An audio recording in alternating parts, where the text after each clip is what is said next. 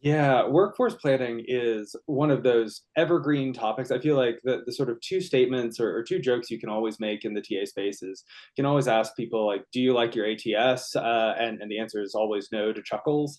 And you can always ask, "How's workforce planning going?" And the answer is always, "We're working on it." And it's an extraordinarily complex challenge, and it is not new.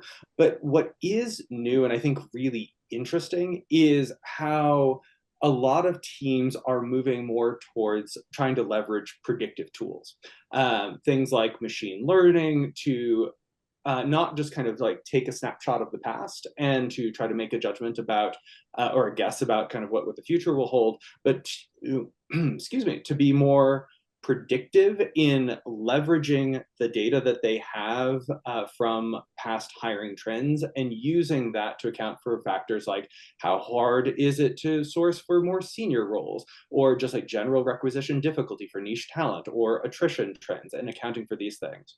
One of the cases that I think is really interesting here is around actually a use case around Claude AI,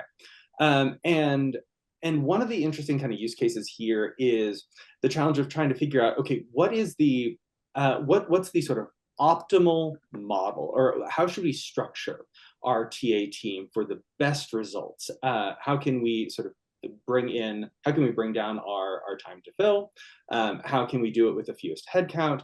And how do we think about like what is the role of sourcers versus recruiters and the total headcount we need to be able to have to meet the demand of the business? And so one kind of use case here was it all starts with really good data in, but feeding Claude just all of the historical performance data around what does time to fill look like, how many recs can a recruiter take, both for solo recruiters and also recruiters with source of support. So the fundamental question is like, what is the role, what is the right balance of recruiters to sourcers?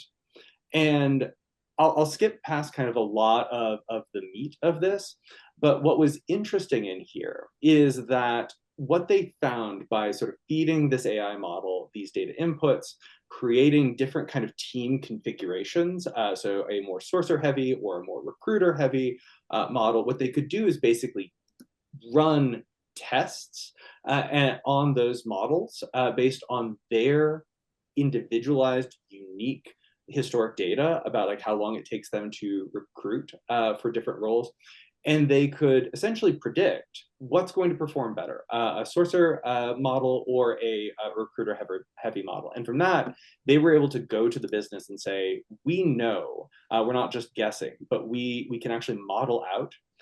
We can fill more recs. We can fill them faster, and we can hold more recs at a time if we have 50% more, or sorry, 20% more sourcers on the team. We can actually bring down our overall headcount. So this is where I see kind of the sort of future or this interesting kind of innovation in workforce planning is going from Excel spreadsheets, and I love Excel spreadsheets.